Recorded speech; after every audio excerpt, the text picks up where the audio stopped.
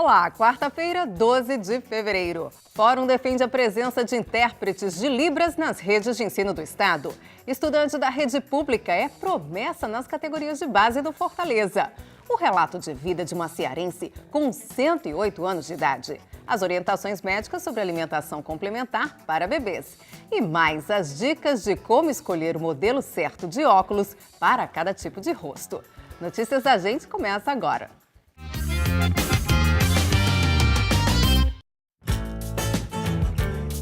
Orgulho da Gente.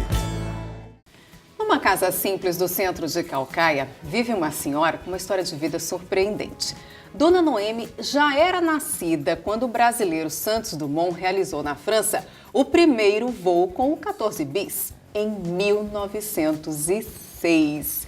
Eu fiz essa comparação, Renata, porque eu acho sensacional. Imagina, ela já era nascida quando o Santos Dumont, e não só o avião, né? Mas justamente por essa época surgiu o primeiro carro no mundo. Imagina quantas transformações que essa mulher já não viu, né? Já não presenciou, transformações históricas. Exatamente. Conta um pouquinho da Dona Noemi.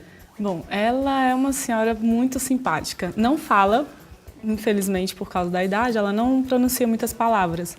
Muito engraçado, quando eu perguntava a ela qual a idade dela, ela sempre dizia 7 de setembro de 1905. Ela não sabe dizer 108 anos. Ela sempre dizia o dia, o mês e o ano que ela nascia. Então, assim, poucas palavras. A porta-voz, na verdade, era a filha dela, a Elizabeth, que é uma filha também de 67 anos, que dedicou a vida toda a cuidar da mãe e do pai.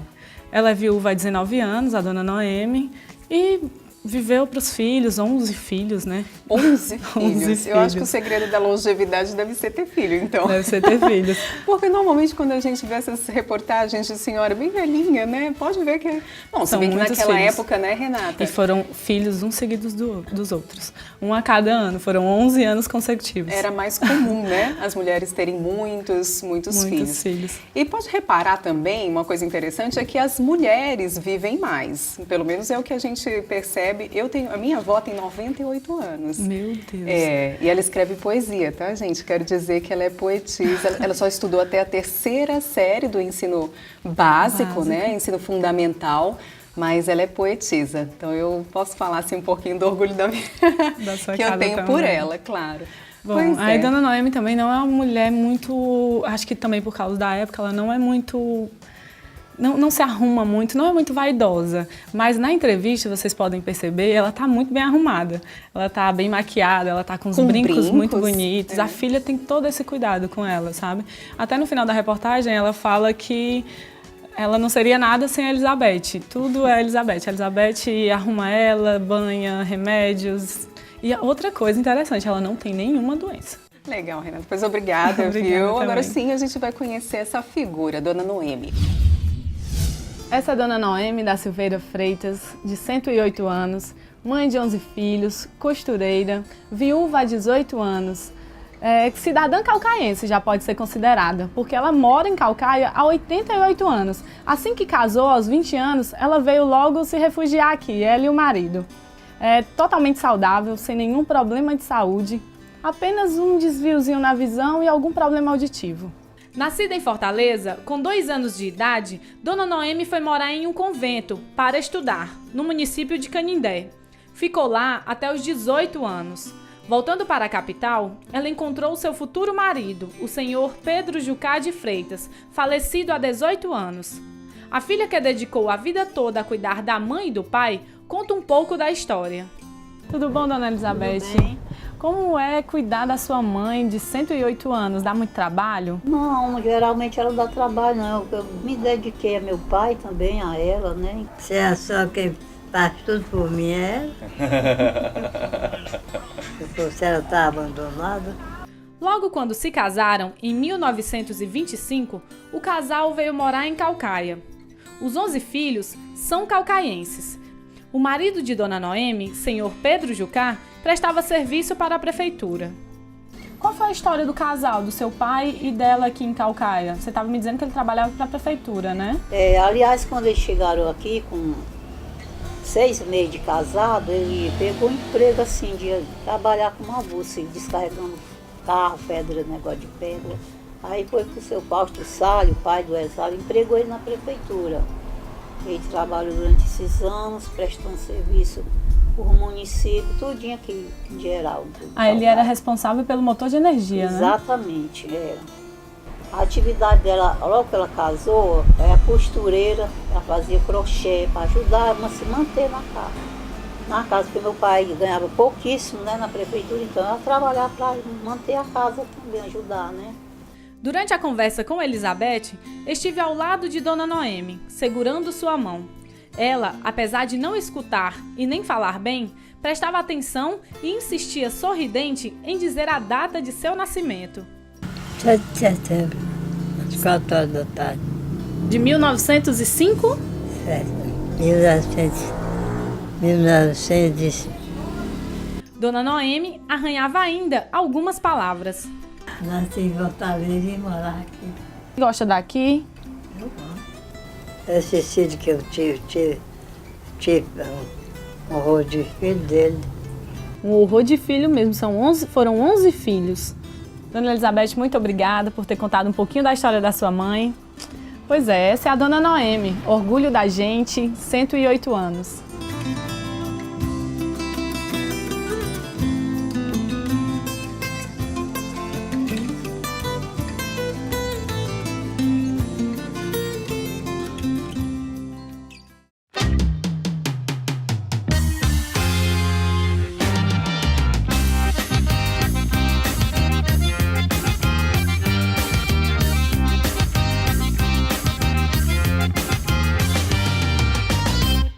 No Brasil, cerca de 10 milhões de pessoas têm algum tipo de deficiência auditiva.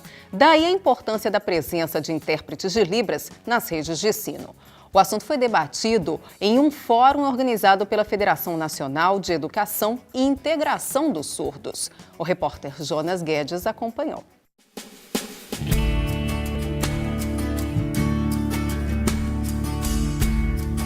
Ainda de acordo com os dados do IPES, o Ceará apresenta maior percentual de deficientes auditivos em comparação ao Nordeste e o resto do Brasil. Para a Federação Nacional de Educação e Integração dos Surdos, FENES, a difusão da Libras, língua brasileira de sinais, e todo o debate acerca da qualidade de vida destas pessoas tem se potencializado apenas nos últimos 30 anos.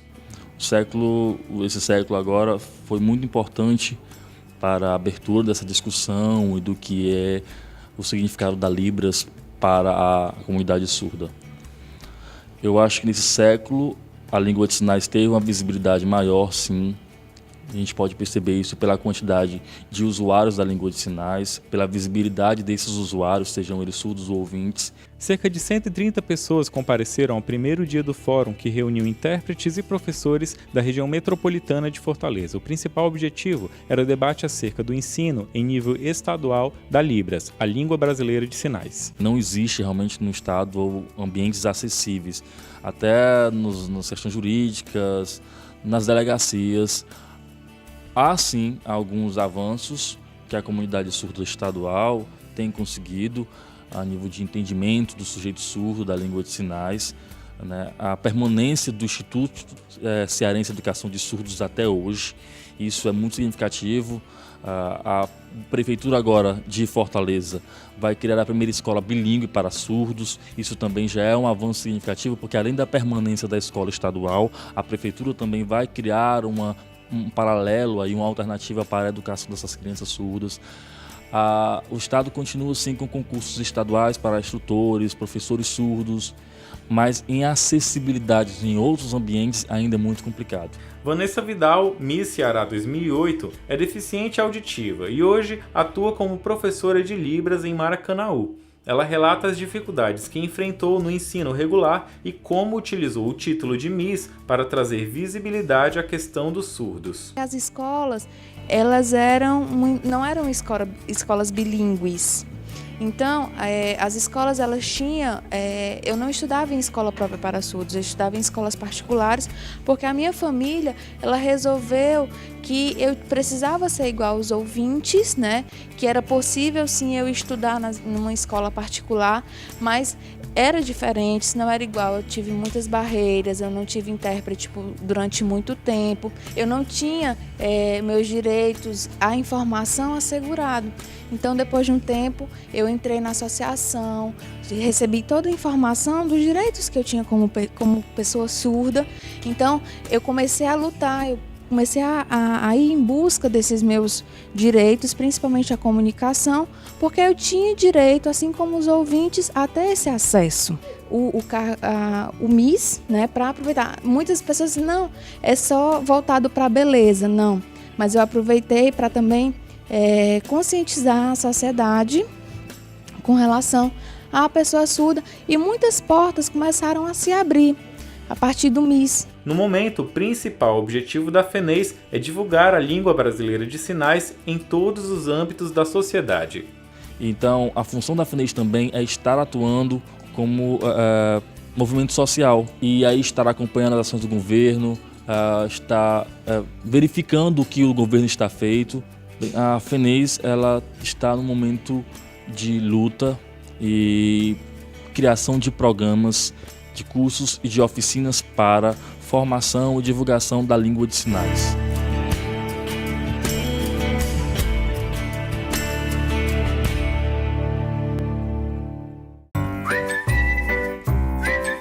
Talento na escola.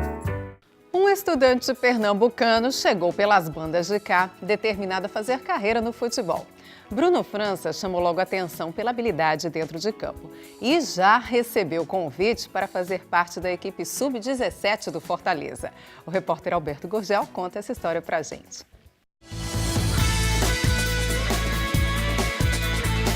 Paixão pelo futebol, nós sabemos que todos os brasileiros têm, mas o nosso talento na escola de hoje, Bruno França, tem uma paixão ainda maior. Há 2 anos ele veio de Recife morar aqui em Caucaia e estuda na escola Edson da Mota Corrêa, onde faz parte da seleção da escola. Bruno, fala pra gente um pouquinho como é que é essa tua história no futebol. Cara, agradecer aqui você estar aqui hoje fazendo essa entrevista. Quero dizer que hoje a minha intuição no futebol é gratificante, porque ele foi o único esporte que pôde me tirar na rua, porque em Recife é um bairro muito perigoso, lá em Prazeres, e teve muitas mortes, vi amigos meus sendo assassinados. Isso foi a forma que meu pai pôde me tirar e fazer que eu fosse um excelente jogador hoje. De lazer ao profissionalismo, assim o pai de Bruno pensava o futuro do seu filho. Desde cedo ele incentivou o seu talento. Meu pai, ele diz que a gente nunca deve ter preguiça dentro de campo, sempre gana, raça, força de vontade e nunca desistir porque quem diz não é derrotado. Aos 17 anos, Bruno faz parte da seleção da escola Edson da Mota Corrêa, onde se destacou e abriu caminho para uma contratação na categoria Sub-17 do Fortaleza. Eu conheci um empresário hoje, o nome dele é Araújo. Hoje, graças a Deus, a gente está tendo uma conversa aí. Me apresentou lá no dia um jogo contra o Rio Branco. Ele vai me colocar no ramo do futebol e tenho que muito agradecer a ele. E tô aqui, graças a Deus, servindo hoje para exemplo para muitas pessoas. Como todo atleta, Bruno tem como ídolo um grande jogador. No seu caso, é o Magrão, goleiro do esporte. Magrão hoje não só um ídolo do esporte, mas também um ídolo nacional, por conta das suas defesas, evitando gol, classificação contra o Náutico na Copa Sul-Americana, onde ele pegou 3 pênaltis. Você conheceu a história de Bruno França, o nosso talento na escola.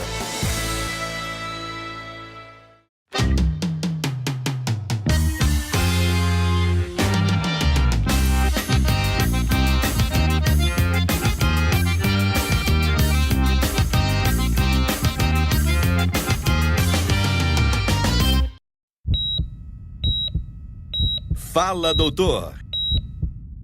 O leite materno contém tudo o que o bebê precisa até o 6º mês de vida. Quando a mãe, por algum motivo, precisa oferecer alimentação complementar para o bebê, é preciso seguir orientações médicas. Esse é o assunto de hoje do quadro Fala, Doutor.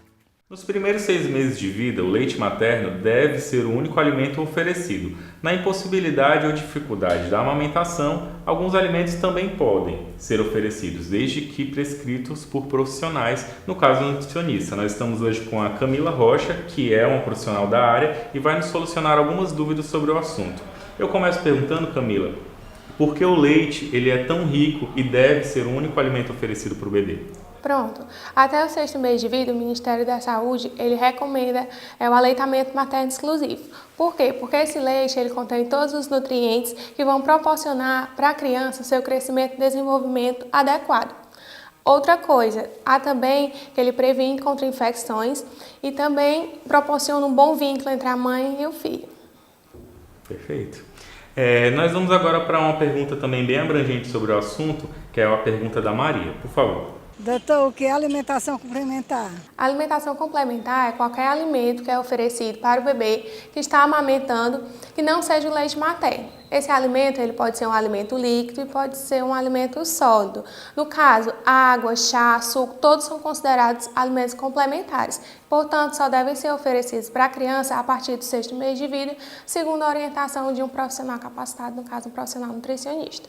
Camila, na sua primeira resposta você comentou que a água também é um dos alimentos que é complementar, que só deve ser oferecidos após os 6 meses. Mas a gente vê muito naturalmente as mães oferecendo esse alimento, a água, para os bebês. Então, só sob prescrição médica. Se a criança estiver em aleitamento materno exclusivo até os 6 meses, não há necessidade de introduzir a água. Agora, o que a gente vê muitas vezes é a introdução dessa alimentação complementar de forma precoce. Nesses casos, é necessário procurar um profissional para ver a necessidade da hidratação do bebê. Se ele estiver em aleitamento materno exclusivo, não há necessidade, porque o leite materno ele já hidrata o bebê na necessidade que ele precisa. Bem, mas mesmo quando prescrita a alimentação complementar, ela deve ser inserida para o bebê de uma forma específica. É a nossa segunda pergunta do Aderlan. Eu vou deixar ele fazer a pergunta.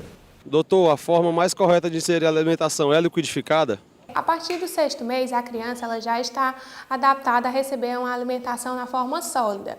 Essa alimentação, ela não necessariamente e não é indicado que seja liquidificada. Ela já pode ser oferecida, no caso, inicia-se com a papa doce, que é uma fruta, no caso, a fruta raspada. E depois inicia-se a papa salgada, que no caso é uma carne ou um tubérculo, no caso uma batata, e um cereal, no caso um arroz. Esses devem ser oferecidos amassados ou cortados em pequenos pedaços, não necessariamente liquidificados. Camila, uma prática muito comum que a gente vê também é as mães mastigando algum alimento e oferecendo para o bebê, da própria boca para o bebê. Isso é saudável? Não, o que é indicado é que seja oferecido em pequenos pedaços, que aí isso vai até induzir um processo de mastigação e desenvolvimento da mastigação pelo bebê. E a mesma coisa que eu falei anteriormente, não é indicado liquidificar, no caso de suco não peneirar, porque tudo isso também pode levar a perda de fibras, de vitaminas e minerais. Ok. Vamos para a nossa quarta e última pergunta. Se trata de um alimento bem específico, mas eu vou deixar o público fazer a pergunta. Eu posso oferecer mel antes do 1º ano de vida? A Anvisa, a Agência Nacional de Vigilância Sanitária, ela contraindica o mel antes do 1º ano de vida. Por quê? Porque estudos vêm mostrando a presença de bactérias no mel, no caso, Clostridium botulino, que pode desenvolver na criança um quadro de botulismo intestinal. E isso pode causar problemas respiratórios, problemas neurológicos no bebê e, em casos mais graves, levar ao óbito. Bem, esse foi o nosso assunto de hoje no quadro Fala Doutor. Eu agradeço a sua presença, Camila, aqui nos nossos estúdios, e eu aconselho, sempre que você vê um repórter de notícias da gente na rua, pode sugerir um tema, pode fazer a sua pergunta, que nós estamos aqui para solucioná-la. No estilo. Já faz tempo que os óculos ganharam outro status para compor o visual de homens e mulheres. Hoje eles transmitem charme, humor, elegância. Tem até gente que usa as lentes sem grau, só para andar na moda. Olá, Juliana. Olá para você que está em casa acompanhando notícias da gente. Hoje o nosso assunto são os óculos, exatamente. Eles deixaram há um bom tempo de ser apenas aquele acessório útil para enxergar melhor e viraram tendência de moda. Exatamente. Óculos redondo, quadrado, triangular, qual o rosto adequado para cada um e quais são as últimas tendências, hein? Esse é o nosso assunto de hoje e você fica no estilo.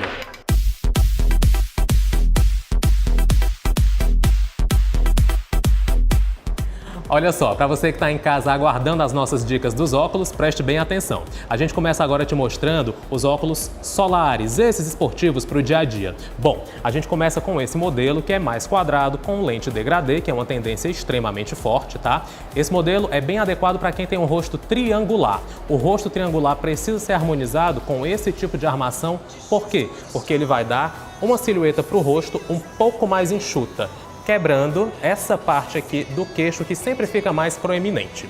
Aqui no segundo modelo a gente traz uma opção mais moderna, mais arrojada. Essa armação foi lançada nas temporadas internacionais e já chegou aqui sim na região metropolitana. Bom, também com lente degradê, acompanha essa armaçãozinha em acetato aqui em cima, tá? E um pouco de aço nas laterais. Esse tipo de óculos é bem democrático. Você que tem um rosto redondo, oval, quadrado, pode usar à vontade. Aqui na terceira opção a gente te mostra um óculos mais divertido para você que gosta de um visual descolado, moderno. Armação azul bique, que é uma cor fortíssima, azul clay, azul royal, como você preferir chamar em casa. E lente degradê mais uma vez. Fechando, os óculos espelhados, que são sucesso absoluto. Eu particularmente sou suspeito para falar, tenho cá minhas restrições com relação a ele, mas caiu no gosto popular e a gente está usando. Passando agora para os óculos de grau, que também pode ficar no estilo sim. Olha só, a gente começa com esse modelo super retrô, bem vintage, que é uma tendência de moda. Essa armação em acetato, tá? Que vem aqui com duas cores, um pouco menor, é o jogo perfeito para você que tem um rosto quadrado. Aqui a gente acompanha uma armação em metal estilo aviador. O estilo aviador é democrático, geralmente a maioria dos rostos caem bem com ela. Uma dica, você que tem um rosto muito quadrado é melhor evitar.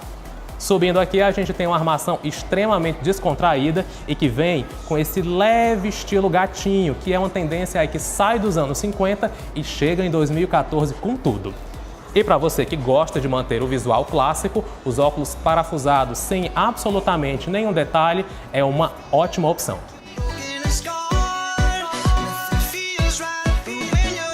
E se o orçamento anda curto, eu tenho uma ótima sugestão para você. Óculos de 15 a 25 reais. Que tal? Dá só uma olhada nos modelos que nós encontramos.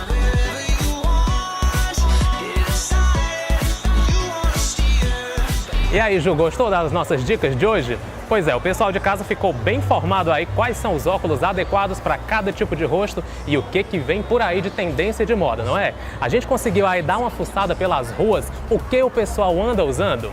Então você continua comigo aqui no quadro No Estilo, hein? Quarta e sexta-feira nós temos um encontro marcado dentro do programa Notícias da Gente. Ao 12h30, com reprise às 8 da noite. Até lá, tchau, tchau!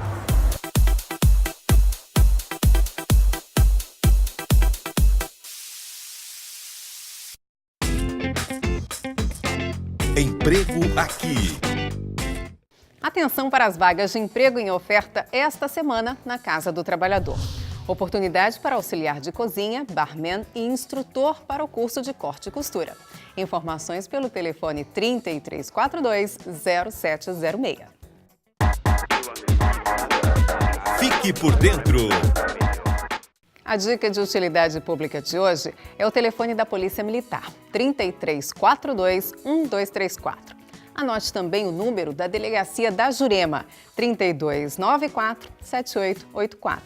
E você também pode fazer parte do Notícias da Gente. Visite a fanpage do programa no Facebook, deixe suas críticas, denúncias ou sugestões. Por hoje é só, mas amanhã tem mais. Até lá!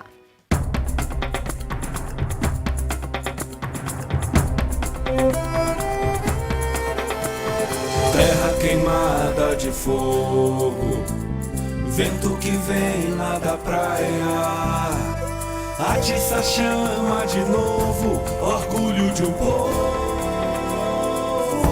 Eu sou de Calcaia.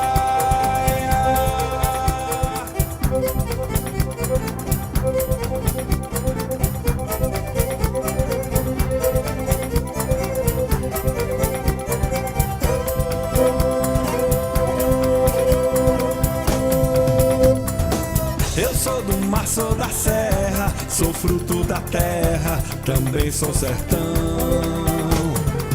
Dunas de areias, lagoas, Caucaia é a dona do meu coração. Nosso lugar tá crescendo, tem gente chegando.